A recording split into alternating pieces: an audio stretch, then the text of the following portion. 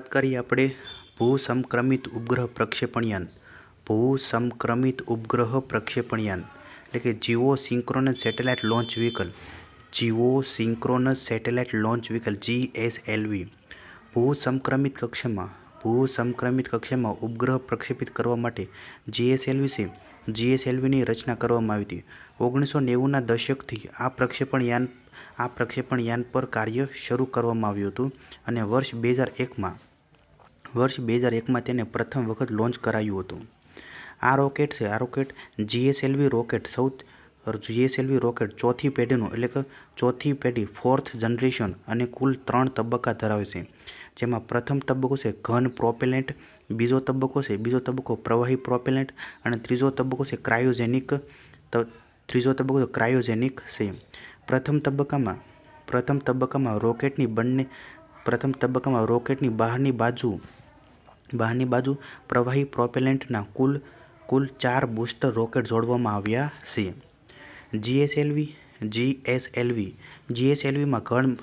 GSLVમાં ઘન બળતણ તરીકે hydroxyl terminated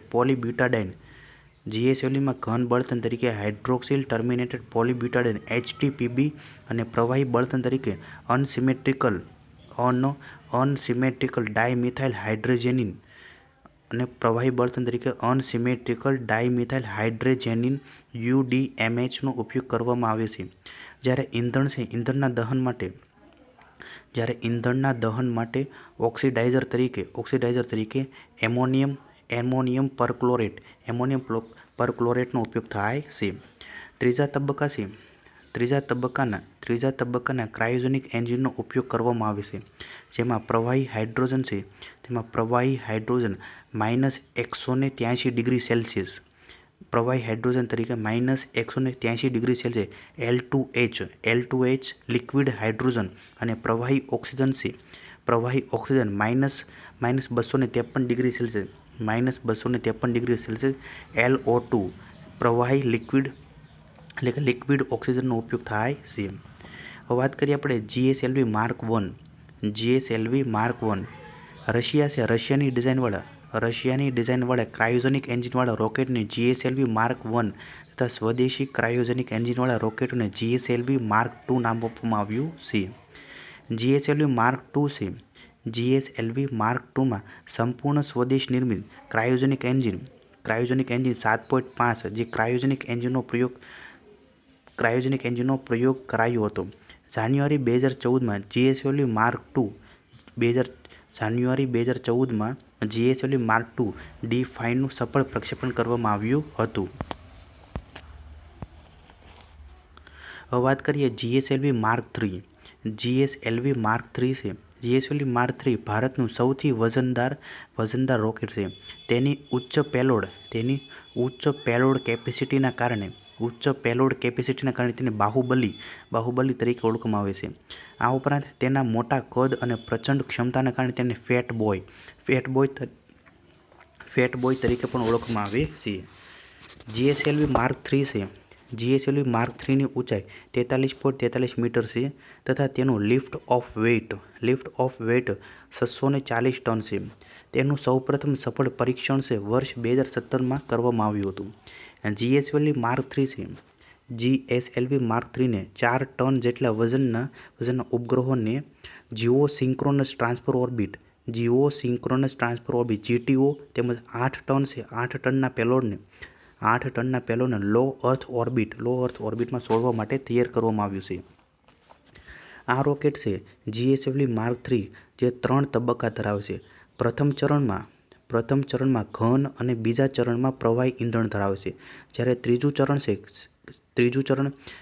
C-25 cryogenic upper stage છે. જેમાં પ્રવાહી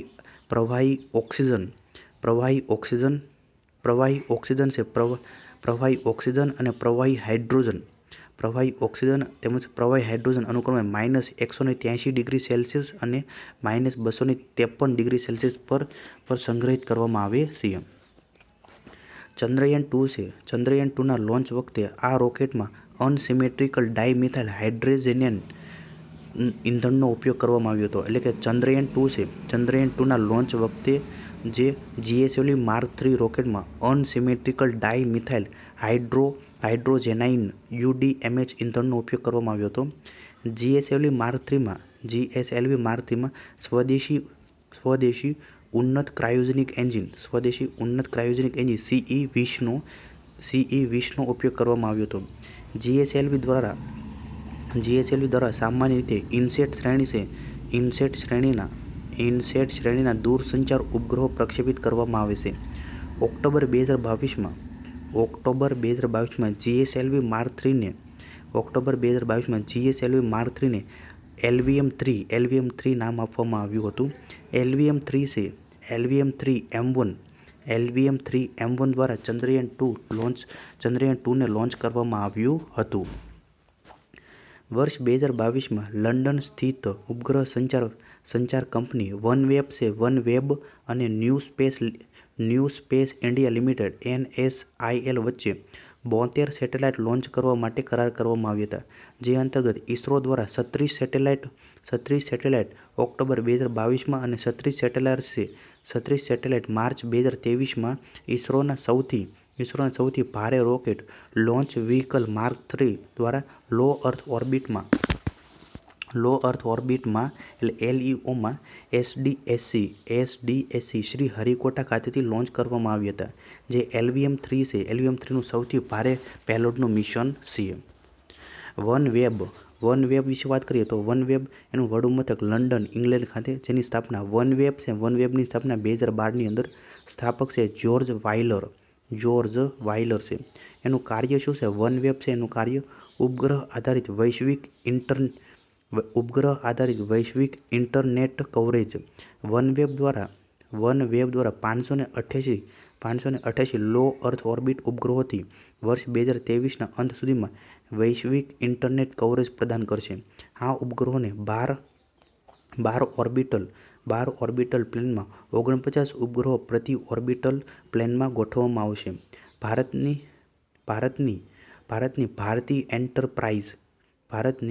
ભારતી એન્ટરપ્રાઇઝ દિલ્હીમાં આ કંપનીમાં ભાગીદારી ધરાવે છે.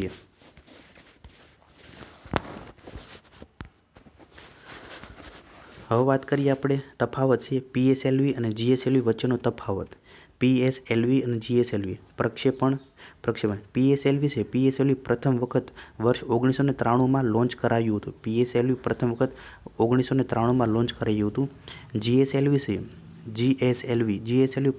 વર્ષ 2001માં લોન્ચ કરાયું હતું. ટેકનોલોજી. PSLV માટે અલગથી નવી ટેકનોલોજી વિકસાવી છે, જ્યારે GSLVના વિકાસ માટે ભારતે PSLVની કેટલીક તકનીકનો ઉપયોગ કર્યો છે. GSLVનું પ્રથમ ચરણ PSLVના PS1માંથી અને દ્વિતીય ચરણ વિકાસ એન્જિન PSLVના PS2માંથી લેવામાં આવ્યું છે. એન્જિન વિશે વાત કરીએ. PSLVનું જે ઈંધણ છે PSLV ઘન અને તરલ ઈંધણ ધરાવતા પ્રોપેલેન્ટ એન્જિનનો ઉપયોગ કરે છે, જ્યારે GSLVમાં ઉચ્ચ તકનીક ક્રાયોજેનિક ઈંધણ એન્જિનનો ઉપયોગ કરે છે.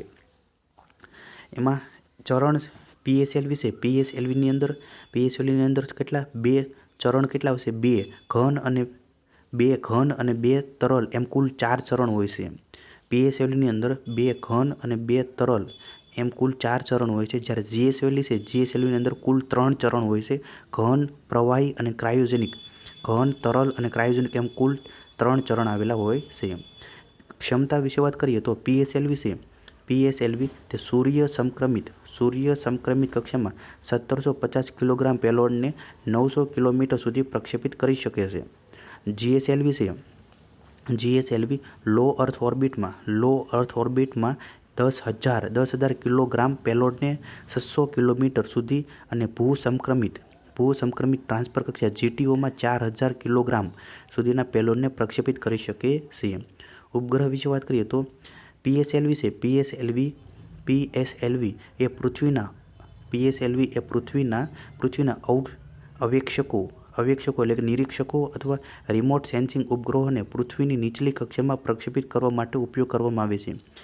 જીએસએલવી છે જીએસએલવી જીઓ સ્ટેશનરી જીએસએલવી એ જીઓ સ્ટેશનરી સંચાર ઉપગ્રહોને ભૂસંક્રમિત કક્ષા જીએસઓમાં લોન્ચ કરવા માટે ઉપયોગ કરવામાં આવે છે. હવે વાત કરીએ આપણે small satellite launch vehicle SSLV. Small satellite launch vehicle SSLV ભારતમાં નાના કદના તેમજ લક્ષિત ઉદ્દેશ્ય માટેનો ઉપગ્રહ વધુ પ્રક્ષેપિત કરવામાં આવે છે. આ ઉપગ્રહોના પ્રક્ષેપણ માટે પીએસએલવી અને જીએસએલવી જેવા લોન્ચ વ્હીકલનો ઉપયોગ વધુ ખર્ચાળ તેમજ તેમાં વધારે સમયની જરૂરિયાત હોવાને કારણે ઇસરોએ એસએસએલવી એટલે કે સ્મોલ સેટેલાઇટ લોન્ચ વ્હીકલનો વિકાસ કર્યો છે. એસએસએલવીને 10થી લઈને 500 કિલોગ્રામ 10 કિલોગ્રામથી લઈને 500 કિલોગ્રામ વજન સુધીના મિની, માઇક્રો અને નેનો સેટેલાઇટ જે 50 કિલોમીટર સુધીની ભ્રમણ કક્ષામાં મૂકવા માટે વિકસાવવામાં આવ્યું છે. આ લોન્ચ વ્હીકલ કુલ 3 તબક્કામાં કાર્ય કરે છે, જે ઘન બળતણનો ઉપયોગ કરે છે.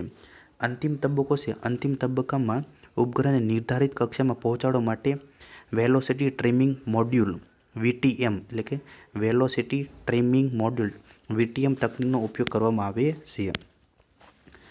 આ લોન્ચ વ્હીકલ છે એટલે કે small satellite launch vehicle 120 ton વજન 2 મીટર વ્યાસ અને 34 મીટર ઊંચાઈ ધરાવે છે. ઉદ્દેશ્ય અને એનો ફાયદો વિશે વાત કરીએ તો પ્રતિ કિલોગ્રામ પેલોડ ખર્ચમાં ઘટાડો થશે. ઓછા સમયમાં લોન્ચ વ્હીકલ તૈયાર કરી શકાય છે. એક સાથે એકથી વધારે પ્રકારના ઉપગ્રહો લોન્ચ કરી શકાય છે. વર્ષ 2022માં SSLV D1 small satellite launch વ્હીકલનું પ્રથમ મિશન હતું, જે મિશન નિષ્ફળ ગયું હતું.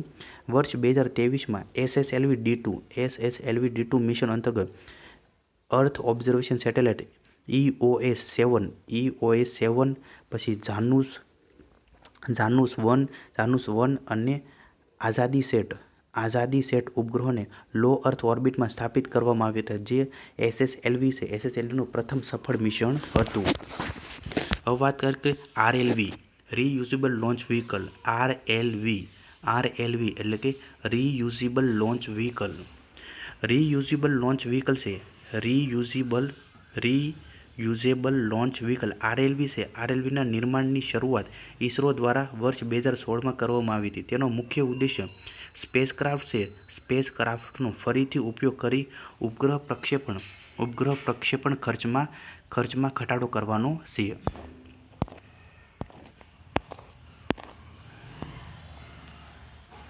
વર્તમાન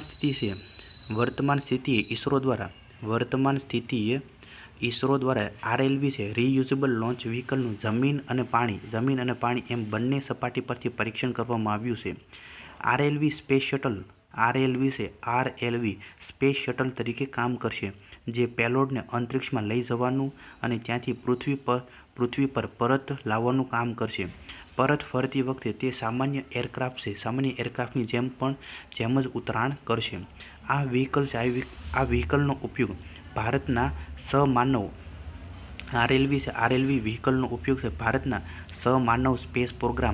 સમાનવ સ્પેસ પ્રોગ્રામ ગગનયાન જેવા મિશન માટે કરવામાં આવશે. આરએલવીના સફળ નિર્માણ બાદ Bharat, Russia, France, America, Japan અને ચીન જેવા રીયુઝેબલ લોન્ચ વ્હીકલ ધરાવતા દેશોની હરોળમાં સ્થાન પામશે. આરએલવીના પરીક્ષણો વિશે વાત કરીએ તો reusable launch vehicle technology demonstrator RLV-TD છે. Reusable launch vehicle technology demonstration RLV-TD ઓછા ખર્ચે અને પુનઃ ઉપયોગ કરી શકાય તેવા પ્રક્ષેપણ યાન બનાવવા જરૂરી વિવિધ ટેકનોલોજીઓ વિકસાવવા માટેનો પ્રોગ્રામ છે. ભારતમાં રીયુઝેબલ લોન્ચ વ્હીકલ ટેકનોલોજીમાં વર્ષ 2016માં હાઇપરસોનિક ફ્લાઇટ તેમજ વર્ષ 2023માં ઓટોનોમસ લેન્ડિંગ જેવી ટેકનોલોજીનું પરીક્ષણ કરવામાં આવ્યું છે. આ ઉપરાંત ઇસરો દ્વારા આરએલવી હેઠળ આરએલવી હેઠળ ઓર્બિટલ રી એન્ટ્રી એક્સપેરિમેન્ટલ ઓરેક્સ તેમજ સ્ક્રેમજેટ પ્રોપલ્શન એક્સપેરિમેન્ટ સ્પેક્સો એટલે કે સ્ક્રેમજેટ પ્રોપલ્શન એક્સપેરિમેન્ટ સ્પેક્સનું પરીક્ષણ કરવામાં આવશે. આરએલવી હેક્સ વર્ષ 2016માં ઈસરો દ્વારા સૌપ્રથમ હાઇપરસોનિક ફ્લાઇટનો પ્રયોગ hex Satish Dhawan space centre પરથી કરવામાં આવ્યો હતો.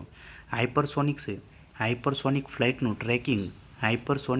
ટ્રેકિંગ શ્રી હરિકોટા તેમજ ઈસરોના જહાજ આધારિત ટ્રાન્સપોર્ટેબલ એન્ટેના ટર્મિનલ NIOT સાગર મંજુષાથી લોન્ચ કરવામાં આવ્યું હતું. તો તમને દેખાતું હશે આરએલવી હેક્સ સાગર મંજુષા જહાજ જે યાનના ટ્રેકિંગ માટે 425 કિલોમીટર સતીશ ધવન સેન્ટરથી તે ભારતીય કોસ્ટગાર્ડનું જહાજ સમુદ્રી પવનોનું નિરીક્ષણ માટે. આરએલવી લેક્સ હવે વાત કરીએ આપણે આરએલવી લેક્સ વર્ષ 2023માં ઈસરો દ્વારા કર્ણાટકના ચિત્રદુર્ગ ખાતેના એરોનોટિકલ ટેસ્ટ રેન્જ એટલે ATRથી આરએલવીના ઓટોનોમસ લેન્ડિંગ મિશનનું સફળ પરીક્ષણ કરવામાં આવ્યું હતું. આ ટેસ્ટ દરમિયાન વાયુસેનાના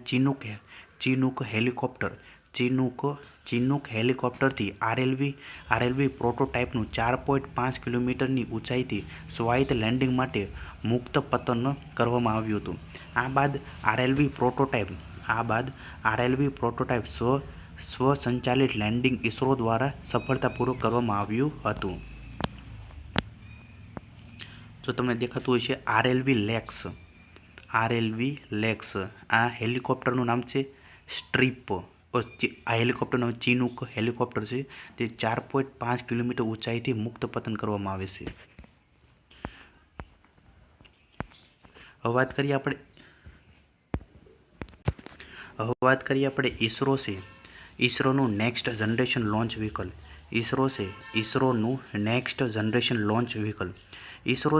ઈસરો દ્વારા PSLV જેવી ઓપરેશનલ પ્રણાલી બદલવા માટે નેક્સ્ટ જનરેશન લોન્ચ વ્હીકલનો વિકાસ કરવામાં આવી રહ્યો છે.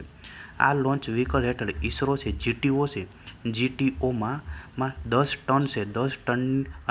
ટનની અને લો અર્થ ઓર્બિટમાં 20 ટનની પેલોડ ક્ષમતા ધરાવતા 3 તબક્કામાં રીયુઝેબલ હેવી લિફ્ટ વ્હીકલનું નિર્માણ કરશે, જેમાં બૂસ્ટર સ્ટેજ માટે સેમી ક્રાયોજેનિક પ્રોપલ્શન એટલે કે પ્રવાહી ઓક્સિજન ઇંધણ તરીકે અને શુદ્ધ કેરોસીન ઓક્સિડાઇઝર તરીકેનો ઉપયોગ થશે, જેનો ઉપયોગ છે સંચાર ઉપગ્રહો, દૂરના અવકાશ મિશનો, ભવિષ્યની સમાનવ અવકાશ યાત્રા અને કાર્ગો મિશનને લોન્ચ કરવા માટે થશે. હવે વાત કરીએ આપણે human rated launch vehicle mark 3 HLVM3 એટલે કે human rated launch vehicle mark 3. Human rated launch vehicle mark 3 છે HLVM3 એ GSLV માર્ક 3 એટલે કે LVM3ની સુધારેલી આવૃત્તિ છે, જે ભારતના પ્રથમ સમાનવ અવકાશ મિશન ગગનયાન માટે વિકસિત કરવામાં આવ્યું છે. Human rated launch vehicle mark 3 છે HLVM3 છે 3 તબક્કાવાળું સોલિડ સ્ટેજ, લિક્વિડ સ્ટેજ અને ક્રાયોજેનિક સ્ટેજ ધરાવતું માળખું છે. HLVM3નો મુખ્ય ઘટક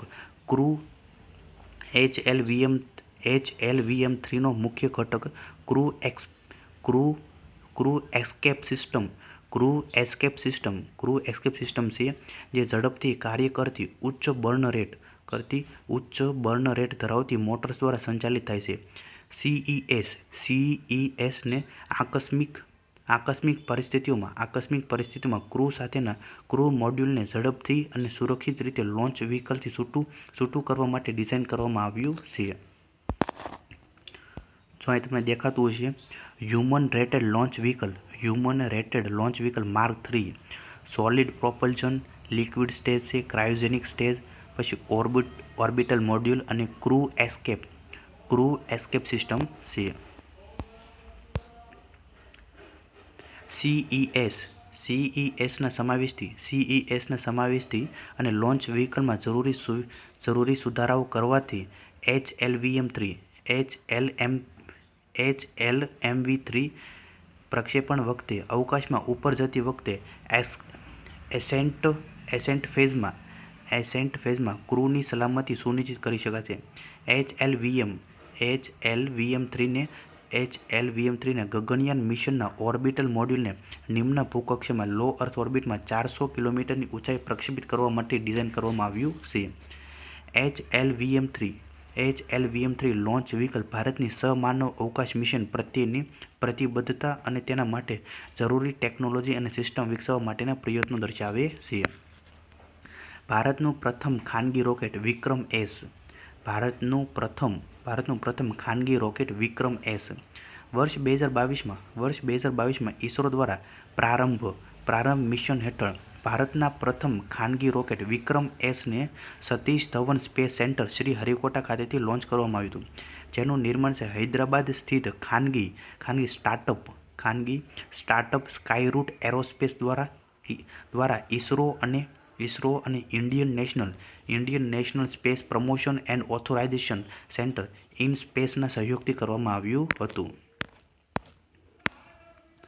વિક્રમ એસ રોકેટ આ રોકેટ છે સિંગલ સોલિડ સ્ટેજ સબ ઓર્બિટલ લોન્ચ વ્હીકલ છે તથા નાના કદના સેટેલાઇટ પ્રક્ષેપિત કરવા માટે વિકસિત કરવામાં આવ્યું છે.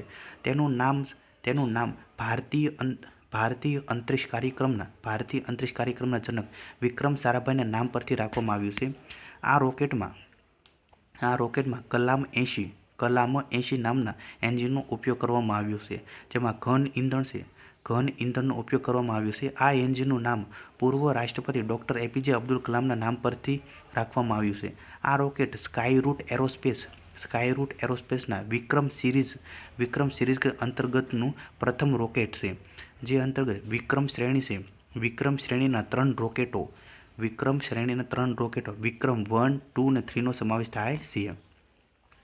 રોકેટ એની પેલોડ ક્ષમતા અને રેન્જ. વિક્રમ 1 જે 480 કિલોગ્રામ એનો પેલોડ છે અને 500 કિલોમીટર એની રેન્જ છે. વિક્રમ 2 છે જે 595 કિલોગ્રામ એની પેલોડની ક્ષમતા છે અને રેન્જ 500 કિલોમીટર છે. વિક્રમ 3 છે જે 815 કિલોગ્રામ એનો પેલોડની ક્ષમતા અને રેન્જ 500 કિલોમીટર છે. હવે વાત કરીએ આપણે સ્કાયરૂટની સ્થાપના છે 2018. મુખ્યાલય હૈદરાબાદ ખાતે આવેલું છે. સ્કાયરૂટ એરોસ્પેસ ભારતમાં અવકાશ ક્ષેત્રે કામ કરતી ખાનગી કંપની છે. સ્કાયરૂટ એરોસ્પેસ દ્વારા વિક્રમ 1, 2 અને 3 લોન્ચ વ્હીકલ બનાવવામાં આવે છે, જે હાલમાં વિકાસના વિવિધ તબક્કા હેઠળ છે. હવે વાત કરીએ આપણે અગ્નિબાણ. આ રોકેટનું નિર્માણ ચેન્નઈ સ્થિત કંપની અગ્નિકુલ કોસ્મોસ દ્વારા કરવામાં આવ્યું છે. આ રોકેટ 100 કિલોગ્રામ પેલોડને અવકાશમાં લોઅર અર્થ ઓર્બિટમાં સ્થાપિત કરવાની ક્ષમતા ધરાવે છે. આ રોકેટ અગ્નાઇટ એન્જિન ધરાવે છે. આ અગ્નિબાણ રોકેટને લોન્ચ કરવા માટે ધનુષ પેડેસ્ટલનો ઉપયોગ કરવામાં આવતો હોવાથી તેને કોઈપણ રિમોટ સ્થળેથી સ્થળાંતરિત કરવું સરળ બને છે.